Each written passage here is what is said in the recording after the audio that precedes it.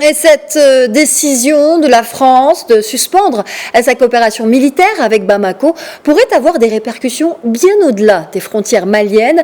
Nous allons évoquer ces impacts avec le politologue Ahmed Yacoub Dabio, président du Centre d'études pour le développement et de la prévention de l'extrémisme. Bonjour à vous et bienvenue dans le grand journal d'Afrique Info. Bonjour Nadia. Alors, comment évaluez-vous la décision d'Emmanuel Macron au vu de la situation sécuritaire qui prévaut actuellement au Mali? Vous savez, la France est passée aujourd'hui à la vitesse supérieure. Après des menaces verbales, la France a pris une décision en suspendant sa coopération avec l'armée malienne. Mais il faut bien le préciser, c'est une suspension bilatérale. Elle n'est pas multilatérale.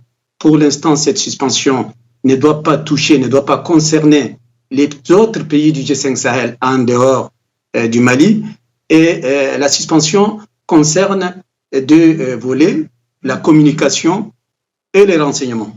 Et ce sont deux volets très, très importants, car l'armée malienne, sans la communication et les renseignements, elle serait susceptible d'être attaquée à tout moment par les djihadistes.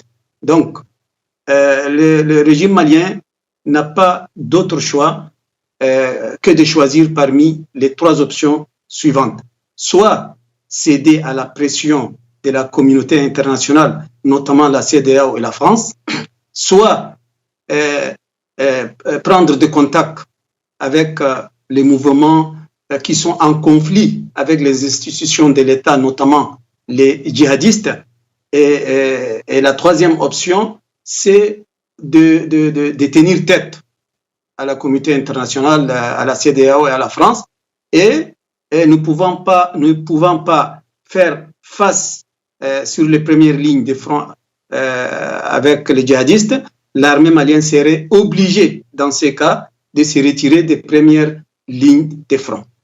D'accord. Alors, Ahmed Yacoub Dabio, vous parlez d'une suspension bilatérale, donc Paris-Bamako. Mais faut-il s'inquiéter de la répercussion au niveau de la région du Sahel? La force Barkhane est maintenue précisément dans ce but-là. Mais quel impact cette suspension bilatérale peut quand même avoir dans la région? Vous savez, cette suspension pourrait affecter directement l'armée malienne, mais en aucun moment elle va affecter les opérations militaires au niveau de l'espace du G5 Sahel. Mais l'armée malienne sera directement affectée, comme je viens de le dire. Elle a devant elle une des trois options à choisir. Mais dès l'instant où les forces de Barkhane ne sont pas retirées, le G5 Sahel ne serait en aucun moment affecté par cela. Donc d'après vous, il n'y a pas d'inquiétude. D'après vous, il n'y a aucune inquiétude à avoir des répercussions donc au niveau de la région du Sahel? Non, à mon avis, il n'y aura pas de répercussions. Et c'est une décision, la décision de la France, elle est symbolique. Elle est symbolique. La France est obligée de maintenir pour l'instant son dispositif et d'engager des opérations avec les forces présentes du G5 Sahel. D'accord. Alors, c'est une manière de pression sur la junte au pouvoir. Emmanuel Macron a justifié cette décision par la nécessité pour le Mali d'avoir des institutions stables et légitimes.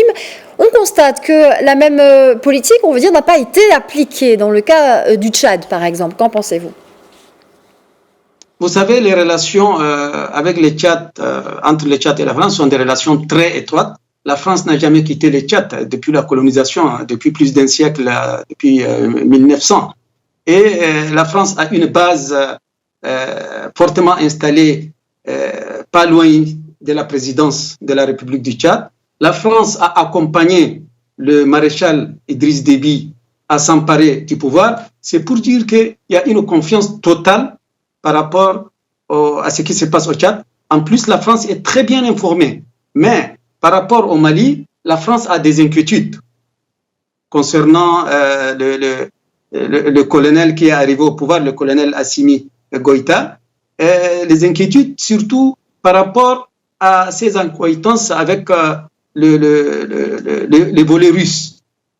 On dit qu'il est beaucoup plus pro-russe que pro-français et la France a droit de s'inquiéter. D'accord. Et en parlant du Tchad, Monsieur Dabio, où en est la crise avec la Centrafrique après la mort de soldats tchadiens justement tués à la frontière avec la RCA ce dimanche? Vous savez, le dimanche passé, il y a une incursion des forces centrafricaines soutenues, appuyées par des forces mercenaires russes de Wagner. Il y a 5 soldats tchadiens qui ont été enlevés de leur poste et exécutés. Et cela est condamnable, c'est vrai, mais la tension est baissée maintenant et les deux parties commencent à discuter. Là aussi, il y a une inquiétude par rapport à la présence des forces mercenaires russes sur le sol centrafricain. Et on dirait qu'on est en train de vivre l'escoulement de l'Empire français entre guillemets, parce que les Français commencent à perdre du terrain de plus en plus. Au niveau de Centrafrique, on est en train de voir ce qui se passe.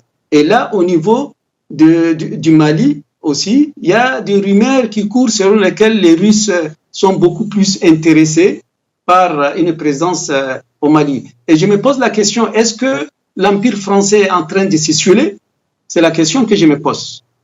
Merci infiniment pour cette analyse, Ahmed Yacoub Dabio. Je rappelle que vous êtes président du Centre d'études pour le développement et la prévention de l'extrémisme et que vous étiez avec nous en direct depuis Istanbul. Merci Nadia, merci.